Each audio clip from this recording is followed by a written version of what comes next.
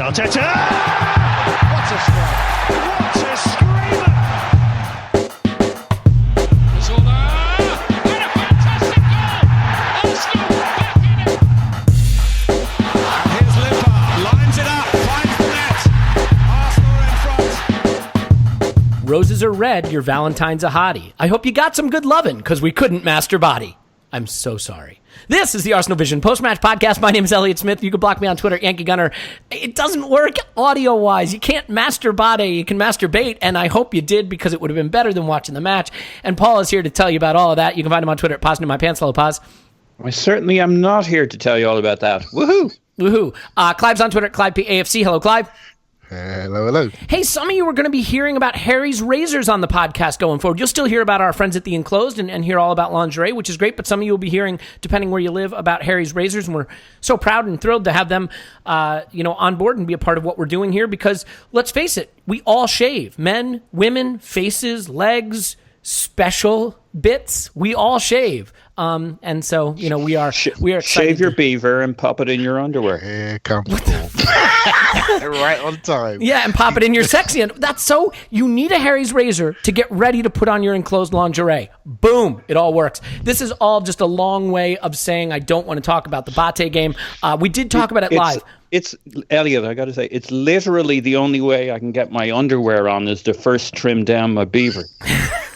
God damn it. So we, Scottish Dave from the Arsenal Mouse podcast came on with me on Patreon. We went on and ranted and raved about the game. If you like a sort of a Airsats Doomcast, and that's what you're more in the mood for, you can go over to Patreon and hear that. You can also hear Scott and I. We did a pre-match pod, which you might think I'm not interested in it, but we did our Arsenal 11 of the decade, a decade 11. So players from the last 10 years. That's how many years are in a decade. So yeah, we did that, and that was fun. So that's all over on Patreon, and we'll have more stuff there. But we love having you here now, and we're going to do the really analytical, measured version of the podcast. So I'll start with you, Paul. Should Emery be fired out of a cannon into the sun? I mean, is that what we should do? No, I'm kidding. You don't. Yeah, we felt this out beforehand. We might have a slight divergence on this, and I fully expect that. So let me ask you. 300 years ago, I would get burned at the stake for what I'm about to say here, but go ahead. Cool. All right, so let's take this a step at a time. Let's talk about it as a game first, and then as a larger issue at the club second, which I think will be more interesting because as a game, it wasn't much to look at. But it is fair to point out that whatever you thought of the lineup he picked, it should have been good enough. Whatever you thought of the tactics he employed, they should have been good enough. And certainly in the first 15 minutes, where we produced almost 2 XG right there, we should have been ahead. Is this as simple as we missed the chances early and lost our way as the game went on? How do you see it? Yeah, I think that's about right. And I think, the pitch was not so much a factor in the game. I think it was a factor late on as we needed to zip things around. I think we got a little bit more frantic. The quality went out the window. We got particularly sloppy towards the end when we needed to go up a couple of gears or change things. And I think because we didn't get to grips with the game by 60 or 70 minutes into it, we got a bit frenetic. I think the early part of look, I'm not defending the performance in the sense that I thought it was great or good. It was a mixed bag, but had they not got their cross knocked in out of nowhere, had we done something with the opportunities we did create in the first half, you begin to write a bit of a different story. And I'll use as a little guide for those who are biting their arm off listening to this. Stuart Robson was the commentator on the match when I watched it, and I did watch it a second time, believe me. And he doesn't get concerned with Arsenal till about 52 minutes into it, and I think that's about right, where we start looking very predictable. Up to that, it wasn't a great performance, but it was a mixed bag with some players playing better than others. And after that, we just didn't seem to have any answers, options. There was no Marouane Fellaini to bring in and nod in some of these crosses. There was no Giroud. There was no playmaker to bring off the bench. There was no second striker to use Ramsey for. So there's loads to talk about. But I guess my basic take is it was not the uniform shit show that it felt as the game wrapped up. I think there were a number of actually reasonably promising performances, such as Maitland-Niles. I thought Mkhitaryan was not great, but showed promise. I thought Kolasinac, for the most part, was very effective. I thought Mustafi was absolutely horrible, particularly distribution on long balls. I'd throw that one in there out of the blue because I know I'm his biggest defender, but I thought this was a horrible game for him. But there were some decent performances in there. I thought Guendouzi worked his socks off. I thought our good pal Xhaka was actually quite lively, given that he's been out for a while. I thought he was pretty good with the ball. Really bad personally, but that's fine. So hang on. Mm-hmm. I thought he was very good, and then he started being very sloppy, and a number of these players started to cost us. And I just wonder how much of it was the freneticness and the pitch. So anyway, that's my take. Yeah. No, I know think it's not a popular one.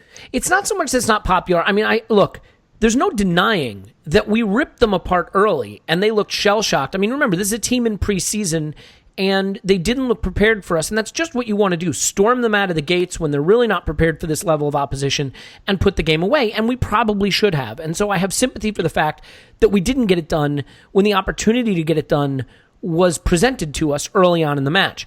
I think what becomes disappointing to me subsequently is the way the pace of play slowed, the reliance on getting it into the wings and trying to deliver it across. And one thing I'm starting to notice about this tactic of, getting the ball to the wing, crossing it or pulling it back, we're not playing Aaron Ramsey, we're not playing Mesut Ozil. You got Guendouzi and Xhaka in the middle of the pitch who are not going to advance beyond about 20 yards from goal. There's no second runner. So there's really only one guy in the box, one guy wanting to get into the box. I mean, Mkhitaryan has a little of that instinct, and we saw it early. But as it broke down, you could see Lacazette's frustration, and we'll come on to Lacazette's frustration with the red card that he picked up. But Clive, for me, the problem with this formation, with this setup, again, we've discussed how a back three can be an attacking formation, how it isn't by default defensive. But I think in a game where you're going to probably face a very packed defense, right? That you're going to get two banks of four, 8 men behind the ball, 9 men behind the ball. What you probably acknowledge is those central midfielders, Xhaka and Guendouzi, are not that valuable to you because they're not going to have any pressure advancing the ball. We never struggled to get the ball into their half. We played like 400 passes in the final third. What you need is an extra runner into the box or an extra player who can unlock the defense, and we didn't have that. So for you, was the tactic wrong because the opposition was going to play in a way that didn't allow it to thrive?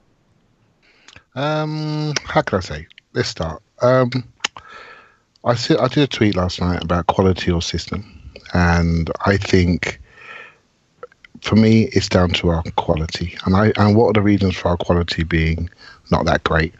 I do think the pitch had a lot to do with it. I think it was a leveler. It brought our quality levels down and it made them survive. The game was really 2 games. We had the game before the goal, which basically was the first half, and we had the game after the goal. And people's lasting memory is of a game after the goal when BATE were pressed into their box and did a Mourinho Inter Milan at Barcelona style defensive job. They did not want to come out. If you have that memory in your brain, you then think, we don't need a back three. Why have we got a back three when they're not coming out?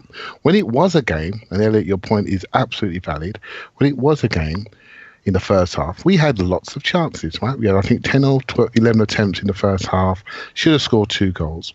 And there, as always with Arsenal this season, there's a trend of blowing halves. We waste the first half in many, many games, even in our unbeaten run, and we make it a game that we have to either fight back from or work really hard to win. And so for me, the game should have been 2-0 after 10 minutes, and then it's a different game. Right? It's a completely different story. We're just not dictating the story of the games enough by being efficient enough when it really counts. We don't care enough early. We think we're going to be fine. And what happened? The pitch deteriorated as the game went on. It cut up. Yep. Mm-hmm.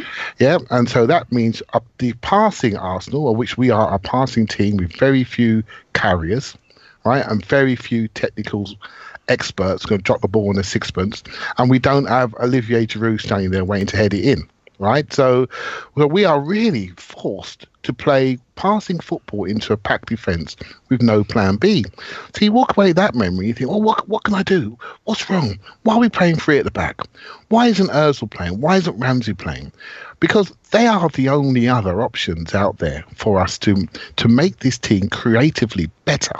Right, and now the Ozil and Ramsey situations. Let's just call it what it is. Right, if it's a football discussion, purely football, they play. Right, if it's a relationship, financial discussion, the relationship side is unclear to all of us. Financial side is becoming clearer. If it's purely football, then boys play. Right, so there's something else going on. So, there has to be, or it makes no sense. Yes, I agree with yeah, that. so please let's just grow up, shall we? Let's just grow up as and stop thinking about them as a purely football decision, because we know it's not. We've been force-fed information about our financial situation, the loan situation in January. If it's football, our most talented footballer plays. Right? If you've got another situation, can I just ask you a question about that, just to interrogate that just a little bit more? I mean, is there no possibility in your mind that Emery has made this the flag he's going to plant, that Ozil, for whatever reason, will not follow certain instructions about the way he wants to play, and as a result, Emery feels to have control over the team? This is a message he has to send. I mean, I realize these are different players. There was something similar with Hatem Ben Arfa in his past. Obviously, the Neymar situation, which was a little bigger than this, certainly. And I'm not drawing, the Hesse situation as well. I'm not drawing complete parallels because they're all different players and situations. But in your mind, is it possibly just that Emery feels I can't establish myself in what I want to do here if I let Ozil walk on the pitch and play the way he wants to play? I can't dismiss that because it's a view that's out there, and you've got enough sort of back information to sort of have that view quite. So reference points. Let's call them what they are, right? Sorry, reference points. Correct. But what I will say is we don't know. We do not know the reasons. Mm-hmm. The club may have decided we've given somebody an £80 million a year contract and we have to force him out of the club. We cannot rebuild this club without turning this page. Right, so it's an absolutely crap time because we're not playing well. Our most creative player is either, whatever you want to believe, either not at it, got the wrong attitude, or being frozen out. And so it's all depending on what view you have. And remember my points a few weeks ago about we need to communicate as a club about where we're going? Because if you don't communicate to Arsenal fans, we're going to fill in gaps and we're going to drive ourselves crazy about what we think is going on. Right, so, and from a communication point of view, we had the master communicator for 22 years that's no longer there. And now we have somebody who some people think can't even communicate to the players correctly, right? Let alone communicate to us, right? So we have a huge gap about where we're going. All we can do is join dots and add up. And we can see chief execs going, head of recruitment going, power struggles behind the club. The team is a bit lumpy. We're not sure what the guy's trying to achieve on the playing side because it's not been communicated. We don't know how much power he's got because it's not been communicated. There was a team behind the team. 2 of those members have gone. So who's in charge of this show? What's the strategy going forward? And all we do see, some people only care about the last game and the very next one. And what we do see is some players been frozen out and some players been given opportunity that some people feel are not as good as some of the players been frozen out. So we have this absolute mix, which is really dangerous because without clarity, you drive division, disunity. With disunity, I have never seen a divided club be successful. Never. Right? Unless you have clarity, you're just not going to get there. So we haven't got clarity from the top down. We haven't got clarity on the grass. So we're in a bit of a problem, right? So if you look at it that way, we've got a bit of a problem. If you look at this game, it's a crap game. It's a game we should have won. We didn't score our goals early enough. We ended up in an arm wrestle. We ended up in a game which had no structure. We had one defender standing in the centre circle. That was it. And everyone else was piling forward trying to get a goal. It's an under-9s game. Absolute rubbish. No formation, no system. When it come down to it, we did not have the quality to execute. We didn't have the desire to execute because we didn't approach the game properly like we've done for many away games. And we need to focus on the first 15 minutes of these games and dictate the story a lot more, because that's a trend we can all agree with been going on since the start of the season. Yeah, no, that's all true. I don't disagree with any of that. I think, when you look at these games, and this is the other problem, Paul, right? I mean, we were sold the story.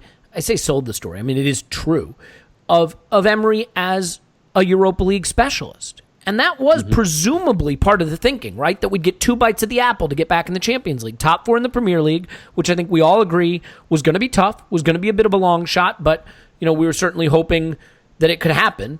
And then win the Europa League, which again, equally a long shot. In fact, I think statistically speaking, probably more of a long shot. But amen. Yeah, sure.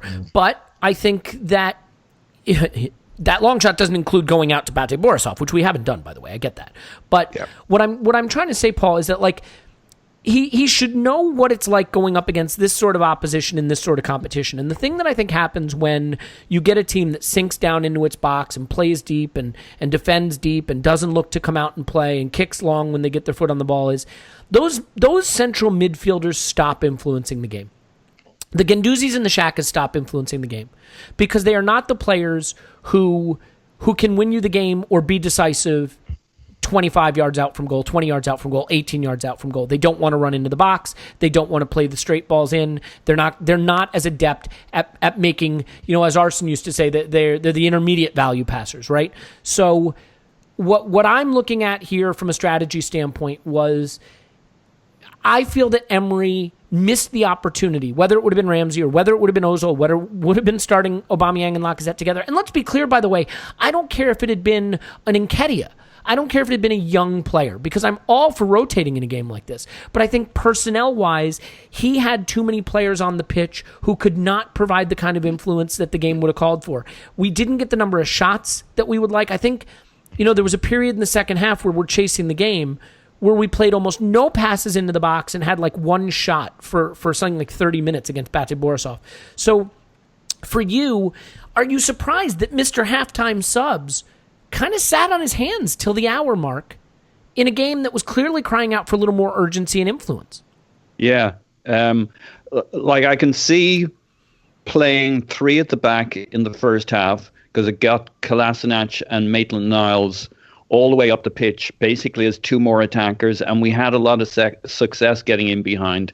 It was clear at the end of the first half that we could have done with somebody else getting into the box too. And as they became even more defensive in the second half, the obvious play was at halftime to bring Aaron Ramsey off the bench, assuming that he doesn't have a knee injury, who knows, or Aubameyang, or have Ozil come in and start mixing things up a little bit, because we were becoming predictable. They knew where we were coming from. It's not that in the second half we were universally terrible creating things. We still got Kolasinac into dangerous situations a bunch of times. There was a superb ball from Iwobi that Ozil would have been proud of. We were still doing things probably up to about 55, 60 minutes where you would have thought, this is kind of okay, but we didn't have that option. And if we've deprived ourselves of Ramsey in this game of our own volition, it's nuts. If Ozil's just out, I agree with Clive's point. He's too big a figure, and it's too significant a financial factor that if the decision is made, I understand why they're freezing him out, and we're going to have to live with that. Tactically, though, the manager came with nothing new. I mean, it's nice that you can pitch the Denis Suarez thing on hey, he can just pop in for Iwobi, backfill Iwobi, or backfill Mkhitaryan, and we have a seamless transition to playing in a similar fashion. But it also means you've just got one more player who does the same thing. And it's also unfair to put our problems on him in his first couple of weeks at the club, to judge him too harshly. But it means when he comes on, he's offering us more of the same. And we didn't have any variation here. I'd also like to reference we were sold Emery as the key to winning the Europa League. I guess the thing is, we sold ourselves that, didn't we? Yeah, I mean, thank you. it wasn't him who said it. And No, but can I stop you just for a second and ask you a question? Yeah, Do you believe that his Europa League resume was a part of that the committee selecting the manager would have been very intrigued by a guy who had won the competition we're in 3 times? That would have certainly been let's put it this way. Let's say he had never won the Europa League and his managerial record was just everything else. You think we're still hiring him? So but it. I mean, I'm not saying that. What is the competition at the end of the day? I mean, I still think he wins it based on his resume, his PowerPoint. Ability to communicate, his footballing. I kid. Come on. Stop it. Clive, come back in. Can I develop please. this point? And I think you're gonna like this, right? So it all comes back to where Arsenal are in their life cycle, right? So we just come out of a 20-year regime. And now we had to manage the first phase of transition. For me, that was always going to be an ugly job, right? It was never a job for Mikel Arteta, shall we say. Like in his first job, I think this is a ugly job, right? So you needed somebody experienced, you need somebody with a hard nose to manage us through the change upstairs and to manage us with the changes we need to make on the pitch to completely change the culture on the playing side. So basically, I feel it's about, what do you think Emery was for? For me, I think he was hired to get us back into the Champions League within 2 years. That's what I think he's hiring. He's got a 2+1 contract. He's got 2 years in this job. The first year, as I said before, is all about discovery and finding out what's what and finding out how the club works. If he can get us into the top 4, brilliant. I'm really hopeful he can. Am I expecting it? I'm really 50-50 on that. I'm hopeful. But we're playing the monster that Manchester United just refound itself. Chelsea are imploding a little bit, but we're still on the same points as them. And Spurs just keep winning, regardless of their performance. They just keep winning. Yeah, they're away in the distance, I'm afraid. Yeah, so we haven't. I thought they would trip up by now and come back closer to us and make it a 3-way fight, but it just hasn't happened, right? So we're in this situation. So for me, we was always in with an interim type manager, and if he then goes past discovery, the next thing for me in phase 1 is trust. And the thing is, do we trust this guy? This is the real question. Forget about last night's result. We'll smash him in the second leg, right? If we just real quick, I hate to interrupt, but it's what I do. The 538, which is like a statistics-based website, they just focus on data and statistic, have us based on their data. Don't yell at me. It's not my data. Have us as a 52% chance to go through. So I would have thought it'd be much higher, but that's all they've got. That's fine. Hopefully we play the game on grass and we see how we go. We beat them 6-0 at home last season. We should be fine. Yeah, I'm pretty confident. But you know what? Let's see what happens. So for me, the first year is about discovery, understanding how we operate in a new way. But for me, the most important thing for Emery is to build trust. To build trust with the fan base, to build trust with the people that are going to give him funds to rebuild. And by the way, we're not giving him the funds. The club model has changed. The people behind the club are going to buy the players and give them to him, of which he will be a party to that decision. Right? So for me, this is my worry, Elliot. This is my worry. The club are not building the trust with the fan base. So now you have a wavering fan base. Without that unity, we will not go forward. So we know we've got a number of contractual decisions coming up this summer. We know we've got financial improvements coming this summer. We know that some of the decisions made around Ozil and Ramsey have been primarily financial. So we are creating some room to spend. And my worry is, how are we going to spend it? Who is going to drive that? Is it going to be the right type of player that's going to make us more successful over the next 5 years? Because what we've done over the last 2 or 3 years is take out a lot of okay players and added a lot of okay players, right? And we've not supported those players properly with the next phase.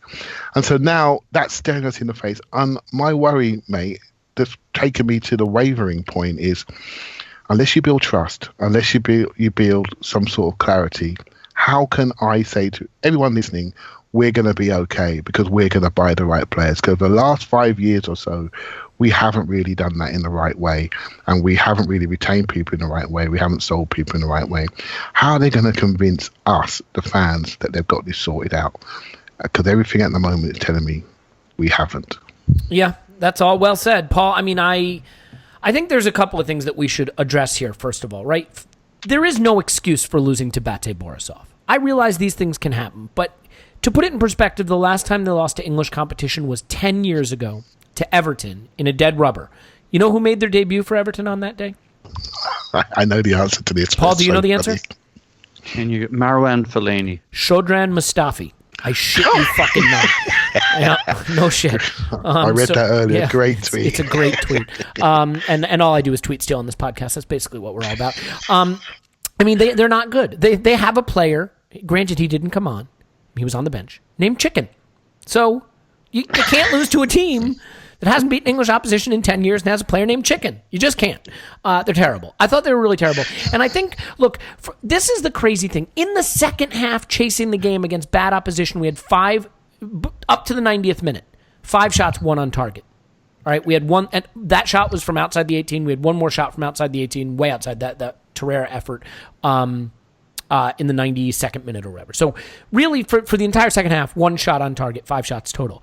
What I felt, Paul, that was really scary in the second half was the ball was moving so slowly, but every time it went into their box, they panicked. The keeper punched weakly. They hacked out clearances that went straight up in the air, and there was just no urgency or effort to get the ball into the box, to put them under pressure. We just kept seeming like we were looking for the opportunities to get it out wide. And if you look at our pass map from the second half, it's incredible because it makes it's like there's a force field around the middle of the box. And everything goes down Kolasinac's side. And, you know, I'm not trying to lean into the sort of trope of Emery ball being get it to Kolasinac and hope he can put it in the box, but it certainly did start to feel that way in this game, and I'm not sure that the subs did a lot to change it, because when Oba came on, we really played a 4-2-3-1 essentially, and he kind of played out wide, and he and Lacazette were not getting into the box together, you know, certainly not in any period of the match that I remember. So for you, how do you analyze or examine the way we played that second half and the lack of urgency or directness to kind of figure out on the pitch, we need to get this ball into the box and start creating chances? I mean, because let me just stop for 1 second and do what I always do, which is ask a question and keep talking. This is European Cup football. The away goals rule gives you every incentive against a weaker team to just go batter them away. So whatever vulnerabilities we might have had at the back, getting even 1 goal, losing that game 2-1 would have been better than losing it 1-0, right? Losing it 3-2, better than losing it 1-0. Losing it 4-2, better than losing it arguably 1-0. So, like, do you feel that there must have been a disconnect or a poor plan in terms of going to BATE and having 1 shot on target in the second half, down a goal? We needed another predatory forward in that box for most of the second half. Why wasn't he in the box then? He was on the pitch. Yeah. You know, you needed Ramsey in there. The other thing we didn't do, and you know, sometimes the way to beat a low block is just to be much more effective pressing them when they recover the ball in their third.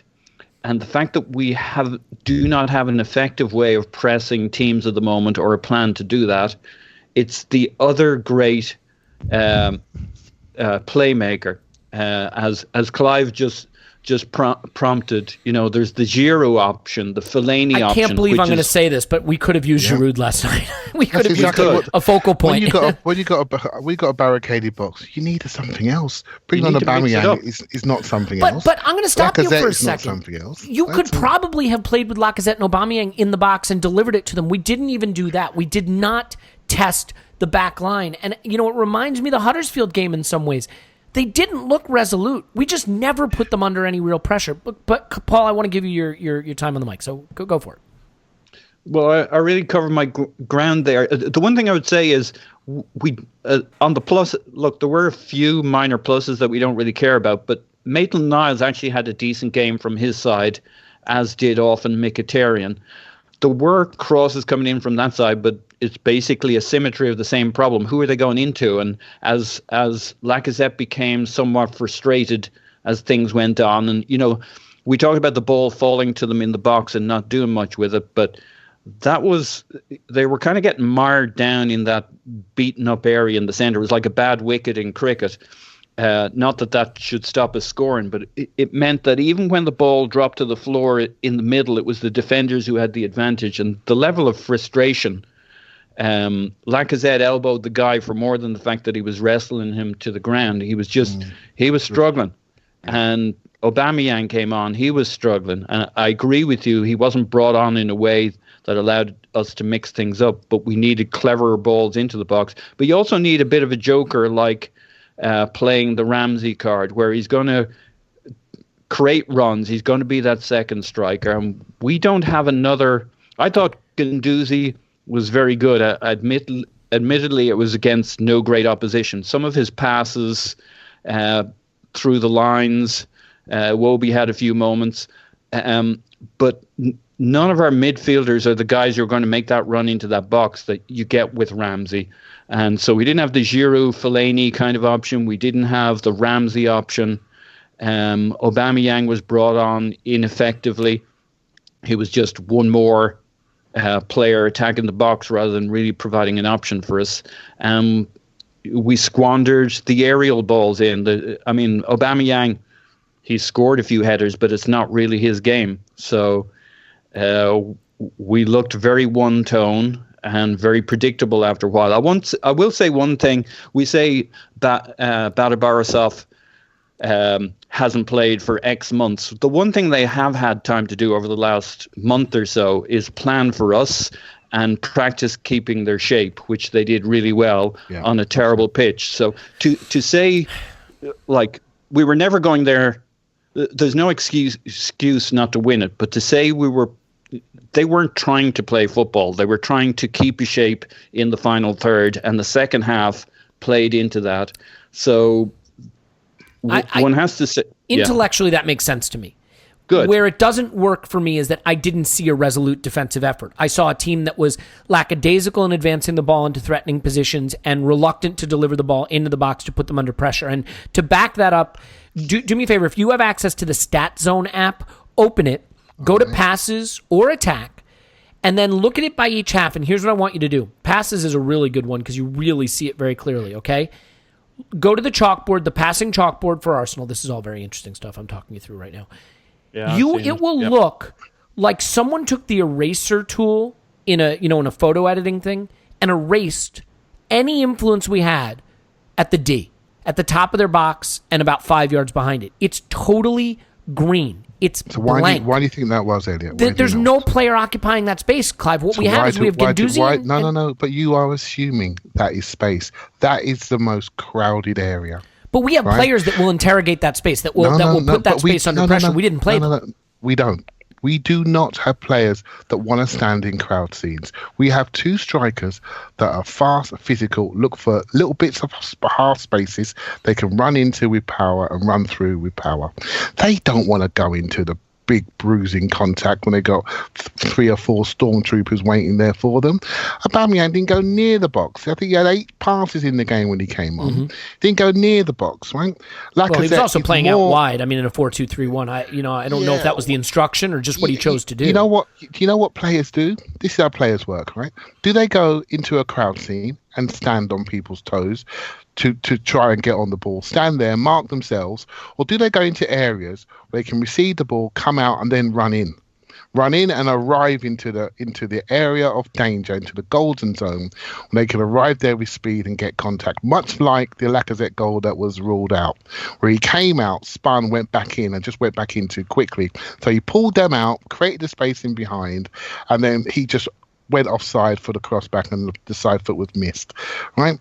This game would have been a game we can analyse if we'd have scored the goal. And then it would have been a game, then we can understand the system, the formation, etc., etc. It wasn't a game. It was a school lunchtime break game when in the second half, because they decided we haven't played for a while. We're going to stand here. We might be able to get a draw or a famous win, but we're not coming out of our shape. We are doing exactly what Paul said. We're going to stay here and have 10 around the box. If you're a player, you're not going into that. Now, if you're a fan, you want us to go exactly into that. Why aren't we in there? Why are we in there? How are you going to manipulate a barricaded box? You have to pull people out. Now, we laugh about Giroud, but he is perfect for this game because he wants the crowd scenes. He wants exactly that hole you were talking about, Elliot. He wants that. Go on, throw it into me. I'm going to pin you.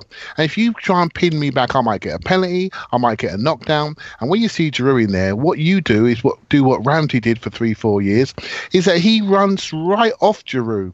He says he's going to win that. And here I am, Ollie, here I am. Knock it down to me and I'll get a first-time shot off. Right? We're not playing that anymore. We got two rapier forwards that don't want to be smashed. Don't like it. Lacazette showed it. I got smashed, elbow, sending off. Right?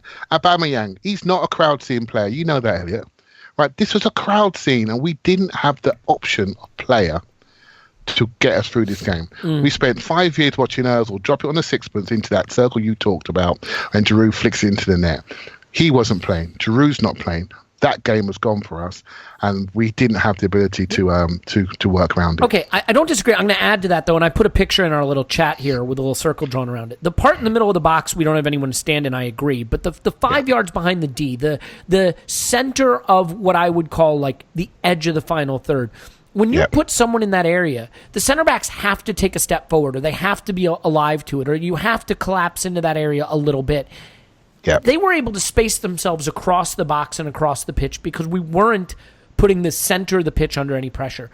And that's not just a Giroud issue for me. That's a Guendouzi and a Shaq issue. You got two central midfielders who are comfortable playing around the midfield stripe. As they start to step into the final third, they're looking to spread the ball wide. I mean, that's what they do. Now, that's not a criticism of them, by the way. I thought we were missing the player in front of them. I thought we were missing the third attacking midfielder. And I think, here's the other thing. I'd feel a lot better about this tie if we just came off a game where we had 35 shots, 12 on target, and got unlucky. Are we going to, all right, we don't have a Giroud.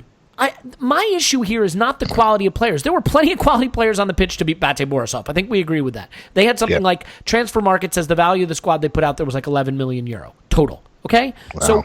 So we had a good enough squad. My issue is I would have been pumping balls into the box that second half. I would have been trying through balls. I would have been straight balls into the box, crosses into the box, balls in, because they looked so nervy clearing it. Their keeper made one punch at one point where he could have comfortably caught it and punched it straight into the air, and then their defender hacked it straight up into the air after that. I agree with that. We weren't aggressive enough putting the ball into it to make them defend. We didn't do that enough. No. We were far too precise with the crisscross passing, zigzag passing in wide areas to get people in for a cross. We were far too precise in doing that, and I felt we became one-dimensional and easy to defend against as the game went on. I think, Elliot, I'm not trying to say we played well, mate. I thought we were rubbish. I thought they were rubbish. I thought it was a terrible game. Sure, but you can play rubbish while trying to be, while trying to create pressure for the opposition, right? Like you can, here's my point, Clive. The first 15 minutes were fine.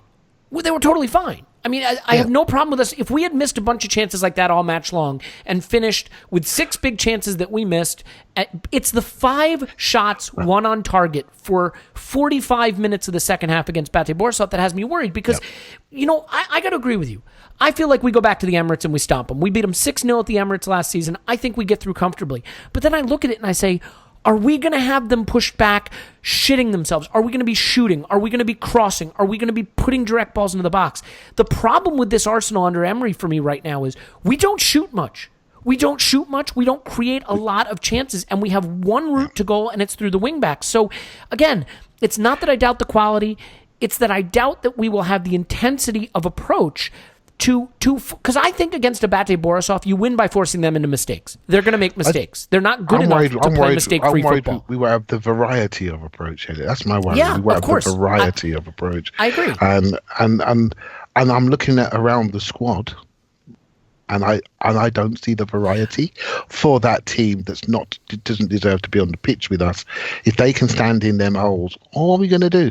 Well, at least put it so here's my thing, right? Maybe Lacazette never wins a header, maybe Aubameyang never wins a header, maybe we never get the chance, but put them under pressure and let them make mistakes. Paul, I want to give you one more shout here because we're gonna we're going to take a break and talk about lingerie, which is desperately needed. So, yeah, Paul, fill in. Sorry. Yeah, listen, it wasn't a lack of effort in the second half. It was a lack of variety, options, craft, and a joker or a playmaker. But you go back and those guys worked their socks off, frustratingly and somewhat embarrassingly. I am a bit worried about the leg at the Emirates. I don't think it necessarily goes nearly as smoothly as we're planning. But obviously there's a reasonable chance we'll stuff them. Yes, please. But wouldn't it have been really cool if kind of late in the second half, like one of the guys started dancing on their side, and then it like burst into like a flash mob dance, and they were like all dancing and we were all dancing. Also, second point, 11 million pounds gets you a lot of good players in Belarus, like 11 Messis. So you got to factor that in. Well, Alex Clive is definitely the Belarusian Messi. He's also 58 years old. He's a Barca player, for fuck's sake. Yeah, that's true. So how we never stood a chance. We're going to take a break. We're going to talk about lingerie, and then when we come back, we'll talk about a whole lot of things, really. What we think of the second leg, the Lacazette sending off. My enduring image of this game, you guys, and it's sort of the thing that has had me so apoplectic at the end. It's 90 minutes plus 1 or 90 minutes plus 2, and Denis Suarez has the ball 30 yards from their goal, and he's giving it to Guendouzi, and Guendouzi's giving it back to Suarez, and I'm just like, what are you doing? Like, what are you looking for? What opening are you waiting for? Everybody crashed the box and put the ball in. Like, it just... There didn't even seem to be an awareness that, like, we're losing away in the Europa League to Farmers. Put the ball in the fucking box. I don't know. It just drove me nuts. Anyway, we'll take a break. We'll get a little bit sexy. That'll cheer everybody up. We'll come back with more after this. Okay, everyone, it's time to tell you about our friends at Enclosed Lingerie. You can find them online at The Enclosed, ENCLOSED.com. Enclosed Lingerie is a Lingerie of the Month club. That's right, just like a Beer of the Month club, only better, because it's a high-end luxury lingerie gift for you and your partner that's going to enhance the intimacy in your relationship. Right now, if you put in Arsenal at checkout, they're going to give you $35 off any gift from Enclosed Lingerie. So you're going to want to go to theenclosed.com and sign up now. What better way to celebrate the romance in your relationship than celebrating with a gift from The Enclosed? And the gifts keep coming every month.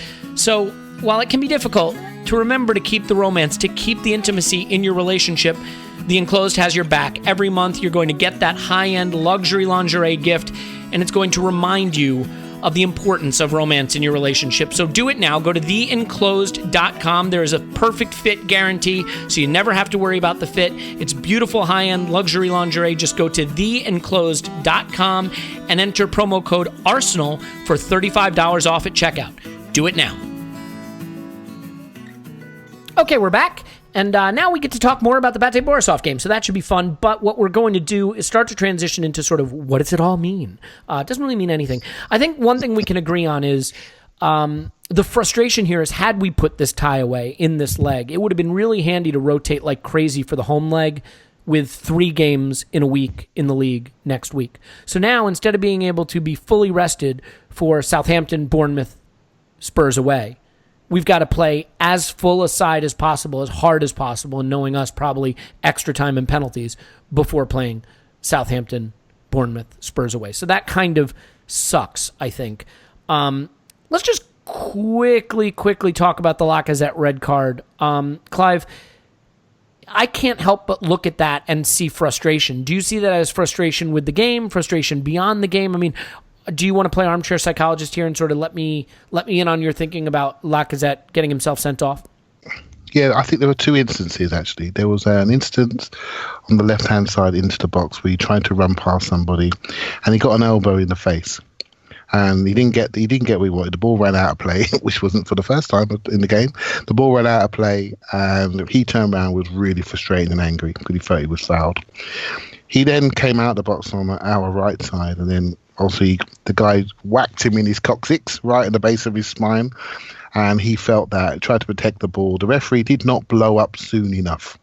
You know, sometimes the ref's got to blow on the first foul, so he allows him to turn, and then he just holds him around the waist with 2 hands. And that's just a frustration there. Look, hold on, you fouled me once, I've turned you, and I'm trying to get away from you, And then you're holding me back now. The ref needs to blow that really quick.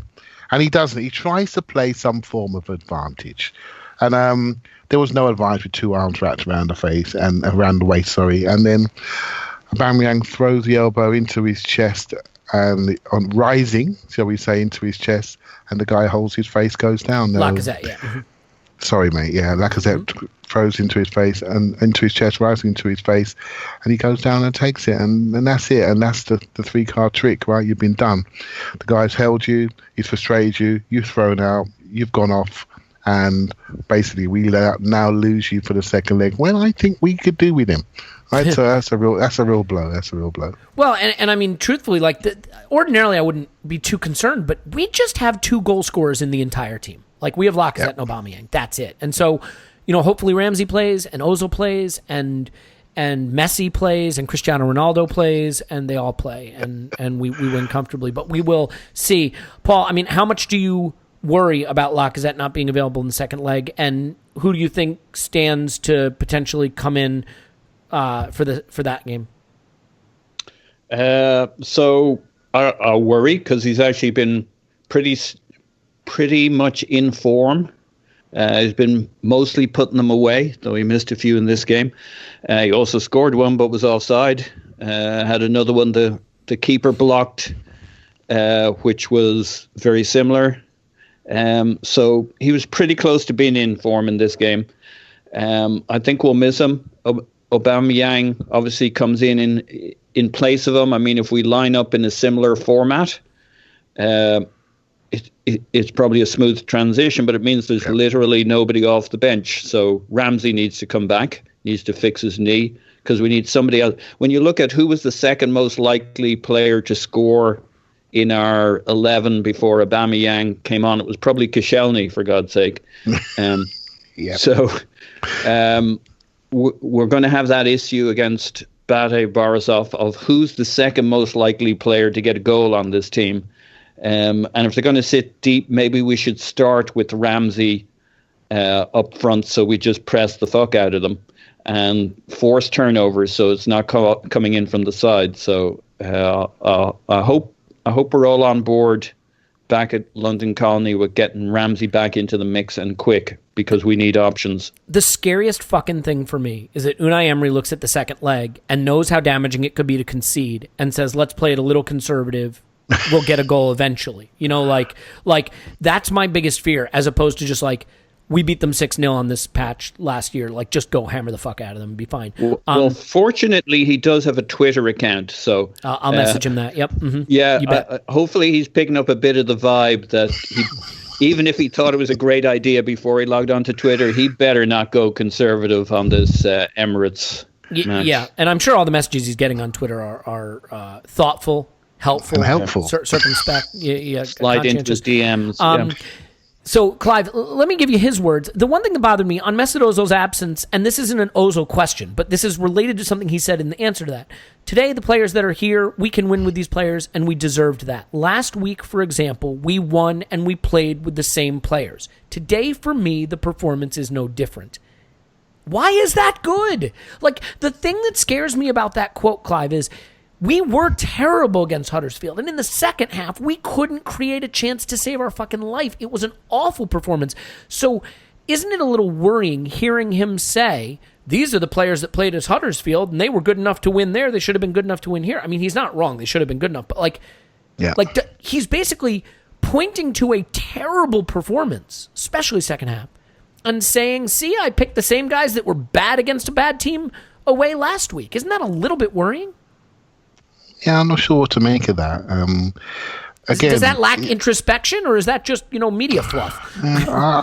He did look very stressed and embarrassed at the time. Oh, good. Yeah, I'm not. I'm trying to keep this game into perspective. By the way, it's only half time in this game, right? So let's just remind ourselves of that. I'm trying to keep it in perspective. I thought the Huddersfield game. There's lots of room at this stake, so they could tie you to the other side of it before they light the kindling. So welcome aboard. So basically, the Huddersfield game. You know what bothers me? I'll tell you what bothers me. We have too many games where we only play half a game. That's what bothers me. It's been something that's bothered me all year. Play the whole game. You know, at Huddersfield, we played the first half and then didn't play the second half. We just didn't play. Right? And I get it that these players are playing 3 times a week and all the rest of it. And you know what? They got the game under control. They don't rate the other team. Players know when a team is good and they just play what they need to do. I get it, right? But come on, man. We want to see something. We want to see a Fulham away every now and again. We want to see somebody get it. Just to get people on board, get the trust going, get the feel-good factor going. That last-minute goal at Huddersfield for a 2-1 win, I felt it really damaged people. I felt it really damaged people's perception of the team, that we couldn't keep a clean sheet at Huddersfield, haven't scored a goal since before Brexit started, right? So it's not right. You know, it's important that we do things properly. We haven't taken that second half seriously enough. In the first half of this game, we didn't take it seriously enough. So you could say he might be thinking, well, you know what, if we'd have scored in the first half, the second half performances speaks for itself. Well, we didn't score. We end up in a fractured system, in a fractured broken game on a muddy pitch, getting worse, trying to play perfect passes and continually passing the ball out of play. It is a concern. And of course, soon as what do? We then look at the players that have got the accuracy and technical security that we expect and disruption in the box. And the very 2 players that this team needed on this particular day were the 2 players, one injured, one not available for whatever reason. We needed just those players for this game. It was perfect for them. No running back, all running forward, passing the ball into a sixpence. We got 2 players that can do that, can't we? We really have. And so that's a concern. So I'm trying not to judge Emery on communication because I don't think he's that good at it.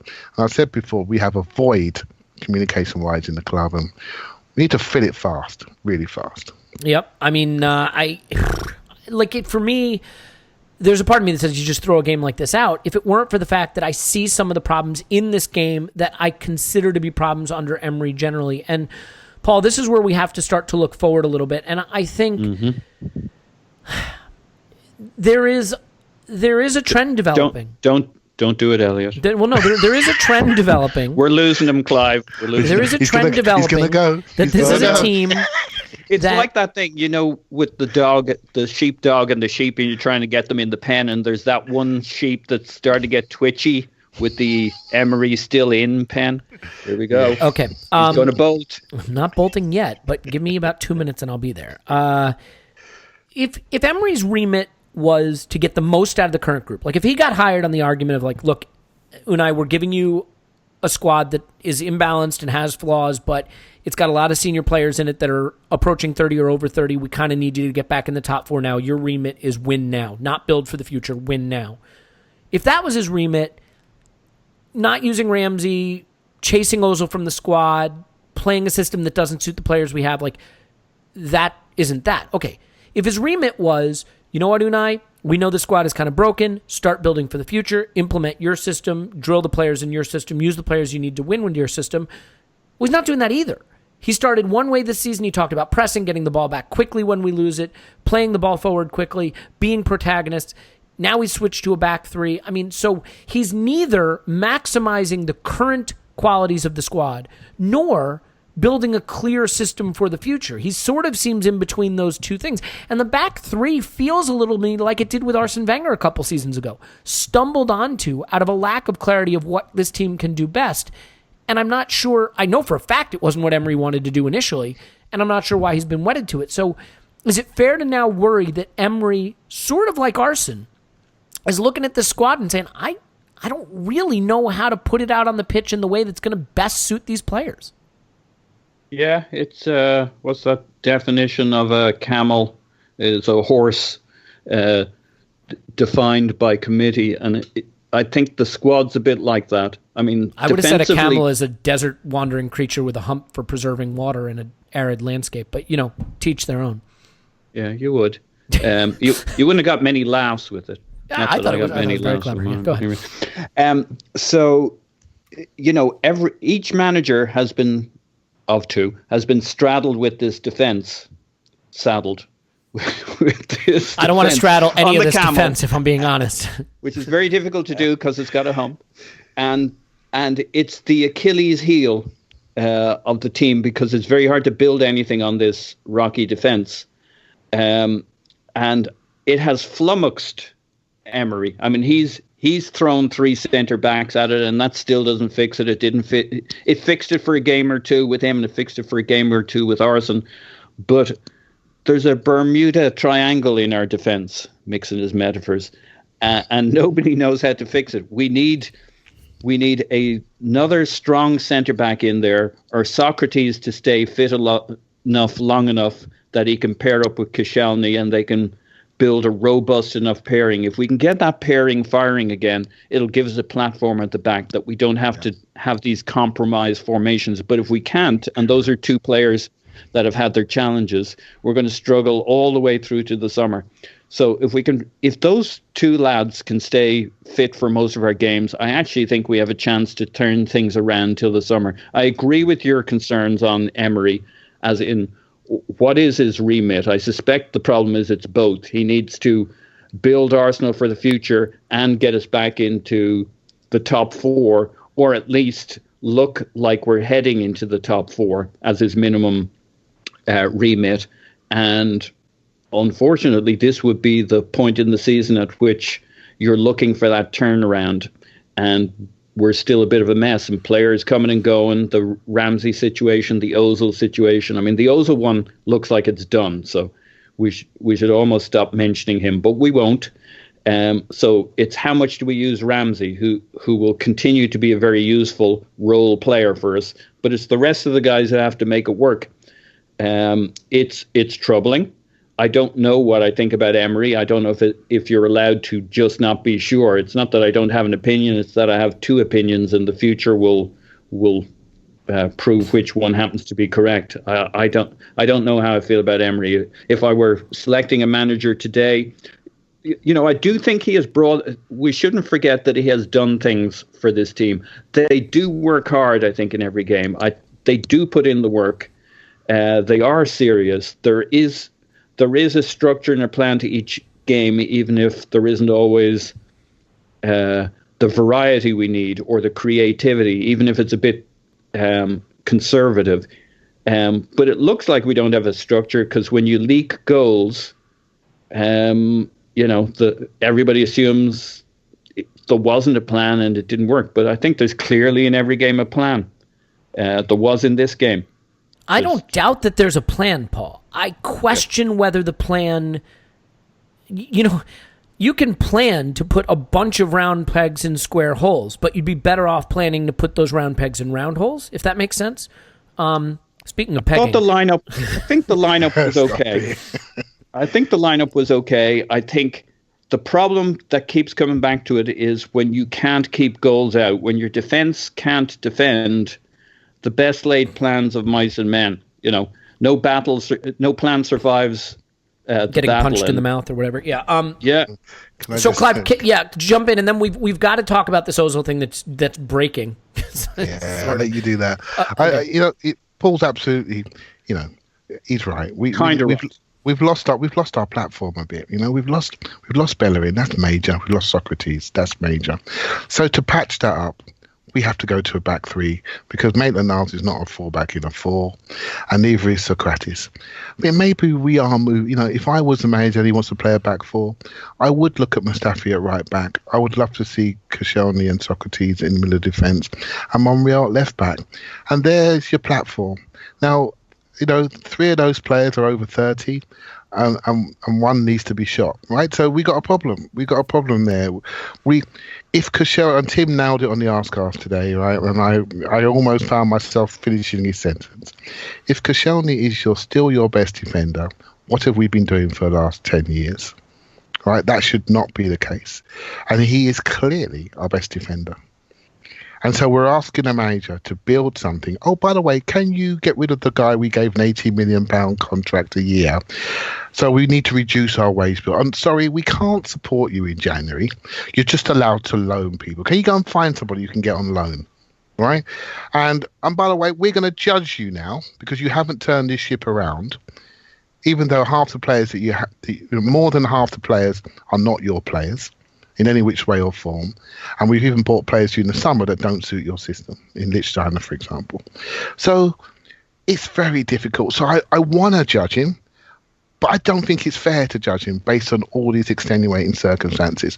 But the direction of travel is not good. We have 3 home games coming up. I believe three home games coming up. Mate, we need to win them all. We need to win them all because then we go to Spurs.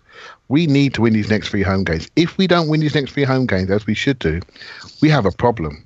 We have a real problem. We then go to Spurs, and they're going to have all their injured players back running around like 3-year-olds. We need to go to Spurs with full confidence, right? Otherwise, trouble. I tell you now, trouble. Yeah, and it starts with a T, and that rhymes with P, and that stands for piss myself the day of the game. I want to ask you guys a question before we talk Ozil, just real quick. I want to talk about sacking the manager. Just casually dropping it. No. I'm not saying we should. And I want to be clear about this. I'm not saying Emery should be sacked. I'm not saying we know if he should be sacked. I'm not saying it's time to sack him. I want to talk about sacking managers in general. We have had a manager for 2 decades who was a legend, and we felt shame for a while about wanting him out. We had to come around slowly to the idea of wanting him out because we loved him so dearly, because we held him so close to our heart, because he had accomplished so much at the club. Some people learned to hate him, which I can't understand, but some people got more comfortable wanting him out, and over time we all kind of got there. Modern football is not that. Modern football is coaches that stay 3 to 5 seasons if they're successful and 1 season if they're not. Leicester fired Pearson. They sacked Pearson. They hired Ranieri. They won the league. Chelsea won the Champions League with a caretaker manager. They won the league with multiple managers. Pellegrini won the league 2 seasons later. He was out and Pep was in, and Pep got 100 points and won the league. Brendan Rodgers got Liverpool as close as they ever got to a title in the Premier League era. He got sacked. Now they have Klopp. They're better than they ever were. I'm not saying we should sack Emery. I'm not. And by the way, we sacked Arsene Wenger. We had to. PSG sacked Emery, and they're better for it. What I'm saying is, do we need to acknowledge that sacking isn't a moral wrong, that discussing sacking the manager isn't a moral wrong, that it's not a thing that can only be discussed after several years and multiple windows, but that in fact, modern football is about a manager coming in, using what he's got, building a little more, and either succeeding or going, and that we should, Paul, start to recognize that it doesn't make you a fair weather see you next Tuesday to think a manager should go, because in the modern game and going forward, our managers are only going to be here maybe a season or 2, maybe 3 to 5, but that's about it. And that there's more examples of clubs getting better by sacking than there are examples of clubs sticking with a guy who wasn't working and becoming good long term. So do you see where I'm going? Like, do we just need to realize that discussing sacking the manager isn't an ethically inappropriate thing to do, and readjust how we have those conversations to be more suited to the way the modern game works? Yes, we do. Every fiber of my being twitches against this, but yeah, that's the way it works. Most new businesses fail. Most new managers fail. Most football transfers underperform or fail. That's just the way it is. And so you got to come into it with an exit plan. That's why managers load up their contracts so they're so hard to sack. That's why Jose Mourinho had his 19 million poison pill that made even the United brass slow to sack him, despite the fact that he's been working 6 months assiduously, in fact longer, across the summer, lobbing all sorts of grenades at them to embarrass them to get himself sacked, so he could get us even more than 19 million. It's just the way it works, and we need to be. You can't be classless, but you got to be honest about it. And for me, the litmus test with Emery is something we can't see, which is what's his relationship with Raul Sanllehi, because that's really who we're betting on. And do we have a strategy for Sven Mislintat 2.0 to move forward, recruit in the right age group? Is it ever Banegas going forward for Emery? Because if that's what he thinks he needs, I'm out.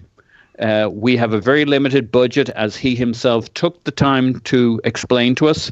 So if he doesn't spend it on 23, 24-year-olds who will be either his going forward or the next guy's going forward, if he wants to spend our budget in the summer in ways Raul Sanllehi shouldn't be letting us, then I'm out.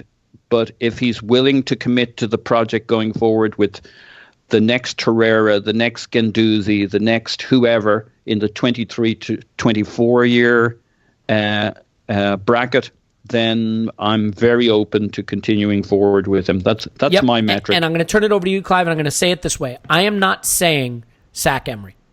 I have no problem giving him the rest of the season. If we finish top 4, win the Europa League, of course he deserves to stay. If we finish top 4, he deserves to stay. If we win the Europa League, he deserves to stay. If we finish outside the top 4 and don't win the Europa League, I think it is fair to say I didn't love the football we played. I didn't see a clear plan. I didn't see him working with Ozil and getting the most out of our highest paid player.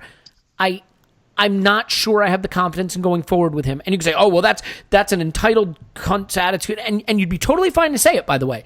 But what I'm saying is that's modern football. If the plan isn't clear and the season didn't work and you got to make a decision about what to do, then in modern football, you usually move on. That's usually what happens. So, Clive, how do you feel about that as the way it works and the way it should work?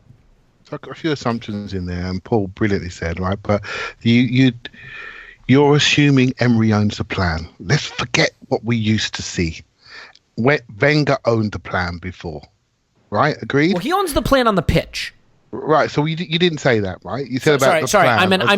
I meant what he's trying to do with the squad. So let me rephrase. Yes, I still, and we're in February, mid-February, I still don't see anything on the pitch that I can point to and say, yep, I see something Emery's doing and it's working and we're getting there. And if he gets the right players, that is going to be a winning solution. I don't see that yet.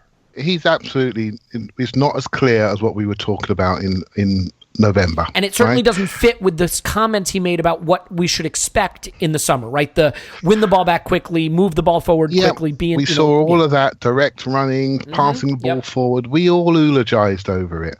He's lost three key players for a season, and he's now trying to patch that back up, and it's not looking great. Right, it's just not even close. We don't seem to be working as hard. Those fundamentals I kept talking about seem to have disappeared a little bit, and we are now we look very much like last year's Arsenal with maybe a reduced plan on the pitch because we got reduced options on the pitch, right? Because we now have only got one style of playing, and if that doesn't work, we're in a little bit of trouble, right? We almost need to give other people the ball to create a transition team, and when teams sit in, we're struggling. So yeah, we're making that assumption that he owns the plan. There's two plans, and Paul's nailed it. There's two plans here. There's two levels. There's two layers. We have the plan behind the team and the plan on the pitch. At the moment, the plan on the pitch is dead. This is it. Can we squeeze stuff out of this group? Because he has not been back. So Elliot, I think, is a 2 + 1 year contract. This is a 2-year role for him, right? And at the end of it, he has to do really well to get the next contract. He will get that at the end of next season if he's still here. But if he gets the money to build this club, and he's part of the team that recruits, and he's not working by Christmas, he's done. He is done. But that could be the time in the new harsh world where it doesn't really matter, because what we're trying to build, really sorry mate, last little bit, if we're building two teams, the first team is not quite built yet behind the team, and the manager becomes just a movable part. And your point and your original question was, we have to change our thinking, that we don't have to have somebody there for 15 years, and we don't have to wring our hands, because we have a structure that allows that person to change, because everything is not wrapped around him. And that's exactly, that diversification is exactly what we all wanted. So we haven't quite got it yet because the structure's not there behind him, and we're not sure the relationship that Paul alluded to brilliantly. We don't know the relationship between between Emery and Raul. That's the key relationship. The guy that's running the football show is the guy we need to be looking at and saying, you need to start talking. You need to start saying what your plans are for this club. You've got a budget coming in the summer. I know you can't say too much because we don't want the selling clubs to understand what we've got in our back pocket, but I can't wait for the summer, because the trauma we're going through now, it needs to disappear really quickly, because we're filling the gaps in, as we spoke about earlier on. Yeah, and by the way, again, I want to be clear. I am not saying let's sack Emery right now. I am not there yet. I have a lot of concerns, and I have to admit that I'm closer to thinking he won't get it right than that he will, but I am not decided on that yet at all. What I'm saying is we have to stop thinking that a manager can only be evaluated 7 years into their tenure or something. You know what I mean? That's just not how it goes. For all the reasons I listed, for all the clubs I listed, Pearson didn't do anything wrong at Leicester, but Ranieri won the title. You know, Pellegrini didn't really do anything wrong at City. Look, Arsenal... So, Elliot, can I ask you a question, Elliot? What's the difference? You know, I feel slightly different about Sarri, for example. I think he could be in a bit of trouble at Chelsea. You know the difference? Honest to God difference? You're not a Chelsea supporter. So, Yeah. I hate to say it. You feel there is something grotty about saying that our manager should go, but you don't feel that way about saying theirs should go. Well, I think their manager's in probably a bit more danger. And my reasoning is he has been backed to put some key people in place. Do we believe that? Do we believe that loaning Higuain and moving out Morata made them a better team? Okay, fair point. He has put in his key kingpin in Jorginho. Yes. Also, goalkeeper was a situation they was in a contract situation with Courtois, so they had to lose one for 35, buy one for 70. But let's not be too revisionist about our situation too. If I asked you what is the single position we have most ignored over the past decade at Arsenal, you'd say defensive midfielder, and we signed Lucas Torreira, and I think we all agree that was a brilliant signing. So I'm not saying Emery's been back specifically. No one credits that to Emery. No, we credit that to everybody else but Emery. Right, and we don't see that as his style, because. Can I ask you a quick question? Do you think? I mean, we got Socrates, Lichtsteiner, Leno, Torreira, Guendouzi in the summer, and Denis Suarez, who is a player that by all means we believe Emery wanted. Do you think we have a better squad January 1st of this, or February 1st of this season than we had February 1st of last season? I think it's indisputable that we do. Yeah, we didn't lose anybody so. of value, and we added players of value. So, you know what? Let's not go down this rabbit hole yet. There's time for this to sort itself out. Let's talk the Ozil thing before we go to an hour and a half, because I don't want to get to that point, because I'm paid by the minute. So I will let Paul have the first swing, since we've just kind of gone back and forth together. So Mesut Ozil, who is playing three-dimensional social media chess while the club plays checkers, yesterday. So 2 days ago before the game, today's winning team, training fun 100 fire emoji, team spirit, we are Arsenal, yeah Gunners, yeah, COYG, MO10 Arsenal. Pictures of him in training. Next day, not the result we wanted, but we can still do it in the second leg and reach the next round. Let's bounce back at the Emirates, especially for our fans. Football emoji, punch emoji, hashtag COYG, red, white emoji, hashtag MO10, hashtag BADARS, hashtag UEL at Arsenal. And now, 26 minutes ago, quote, when you start supporting a football club, you don't support it because of the trophies or a player or a history. You support it because you found yourself somewhere there, found a place where you belong. Praying emoji, hashtag Dennis Bergkamp, picture of Mesut Ozil standing in the rain wearing his Arsenal shirt. And then my tweet. You ready for it? Yeah. Go on. Okay, my tweet. You miss 100% of the shots you don't take. Wayne Gretzky, Michael Scott. Mesut Ozil's playing some social media chess here. It's a pot shot at Emery, isn't it, Paul? I mean, what the fuck? Yeah. Look, you guys warned me there was a new tweet, so I went to it. You know, like you go to a tear jerker movie, and you're supposed to get to the bit where you cry, but you're inoculated to it. Plus, you're the kind of guy who doesn't cry. So I get to it, and I read it. And I'm like, he hits me right in the stomach. So anyway, I quite liked it. I'm a sucker for the beautiful girl that I've decided it's not going to work out with, and it just wasn't working, and there wasn't enough there, and she's not the right material. And then I see her at a party, and I'm like, oh my God, what have I done? That's a pretty good tweet, I must say. I know a lot of people have been cynical about it, but I wonder if they aren't being cynical to protect themselves. I mean, they're rightly cynical, don't get me wrong. He obviously is fine with this and sanctioned it, but I think they've decided Arsenal started something, and that was a Mesut Ozil mic drop tweet there. That should liven, even if you think it's cynical, right? Even if you don't buy it, that has just fucking lobbed a grenade that's going to reverberate through the media from here to the end of the season. So they're drawing a line and saying we will not go quietly into the night. Yeah. Yeah, I agree, Paul. And if you think back to, I know the German exit was slightly different and there was a lot more around that, but he knows how to slam a door behind him, right? And he can slam it loudly. And I still feel Germany haven't replaced him on the pitch yet. They've got he's such an influential player that you find it almost impossible to play without him, because he's so good at certain things that he does, is that you end up playing to him. And I just don't feel they've replaced him.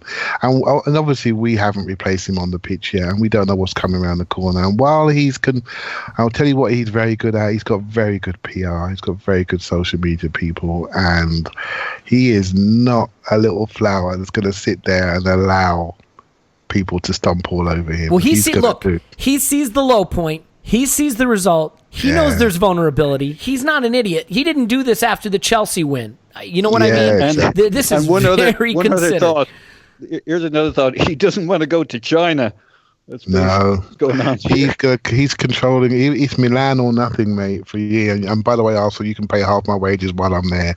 He's making sure he's controlling this, and he's reaching out to the fans to make sure he controls the narrative, and make sure that everyone knows I'm fit and I'm ready and I'm sharp and ready to play. And by the way, I never had a bad game previously.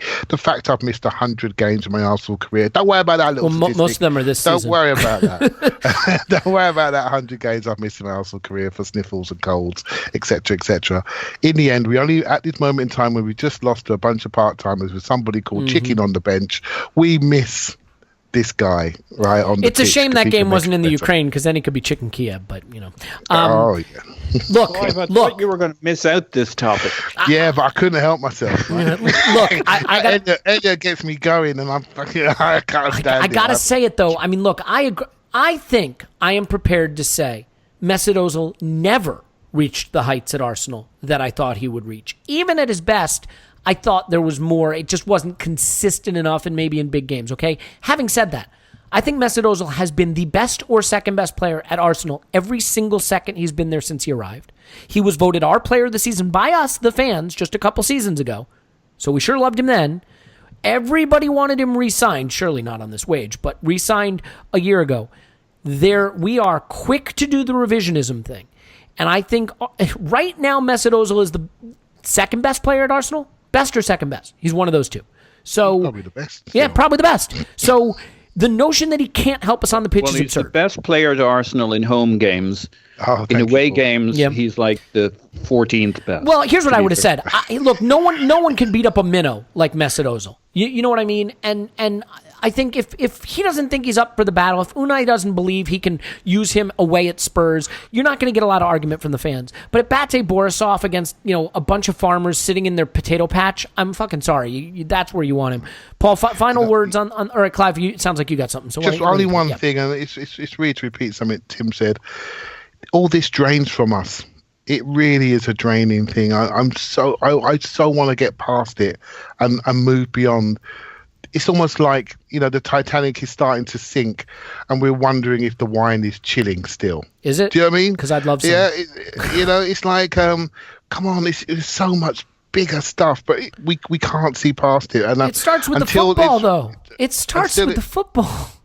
Yeah, it does. It starts. I'm not saying it's not about the football, but in the end, it's a situation here that we can speculate about, but we don't fully understand it. We don't understand why he's been taken out. And for me, I can only conclude it's financial. That's all I can conclude, because if it's football, he plays. And then you know what? I'm going to say something. I'm going to say something right now, and I think this goes for the Arsene Wenger era too. It is shameful the way Arsene was hung out to dry on certain issues that arose at the club in his final few seasons, where we were left to speculate whether he was being parsimonious or the club was being parsimonious, or we were selling players or he was selling players, and he was hung out to dry, and we wound up blaming him. And believe me, he deserved to share criticism the way he managed the club down the road, but he was hung out to dry because the club, Ivan Gazidis was happy to trouser his $2 million bonus and say we could compete with Bayern Munich and let Arsene Wenger answer everything else. Yeah. And if the club is doing that to Unai Emery, it is absolutely fucking shameful because you know what? Mesut Ozil is a problem at the club right now. Ignoring it doesn't make it go away. It is silly to pretend that the fans aren't seeing it. Of course we are seeing it, and no one is saying boo about it. And to trot Emery out in front of a camera every match and say, the protagonists I want are on the pitch. Like, I'm sorry. No one believes that. So it is shameful that he's being put in that position, if indeed he is being put in that position. And if that is the case, then the club is a bigger shit show than any of us believe. Because you cannot have a manager carry water for the executives at the club who don't want to pay a player's wages that they fucking agreed to a year ago. That is not fair. And if that is the case, then they should take a long, hard look at themselves. Good enough? Brilliant. Brilliantly well said. Perfect. Good. Let's leave it there.